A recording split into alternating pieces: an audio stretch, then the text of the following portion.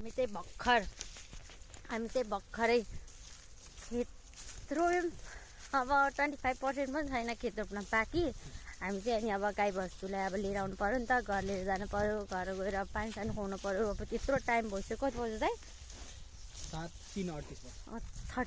3:38 भयो अरे। अब त्यहाँ तिनीहरूले भोक पनि लायो होला, तिर्खा पनि लायो होला। ऊ हाम्रो भैँसी आरती सिंह भैँसी प्यारी, यिनको नाम नानी हो, यिनीको नाम नानी हो। एकदम भनेको फेरि ट्याक्क ट्याक्क टेर्छ कि मान्छेको जस्तै हो कि सेन्स हुन्छ नि। आमामा बरु मान्छेले मैले भनेको त्यति मान्दिनँ होला मैले चाहिँ। यसो चाहिँ फेरि बाबाको कान्छी छोरी हो यो। बाबालाई एकदम मान्छेहरूले जे भन्यो त्यही टुपुक बस भन्यो बस, त्यस्तै खालको छ क्या एकदम। मान्छेको दिमाग हुँदैन, बरु यिनीहरूको चाहिँ खतरा दिमाग छ। है म गएँ।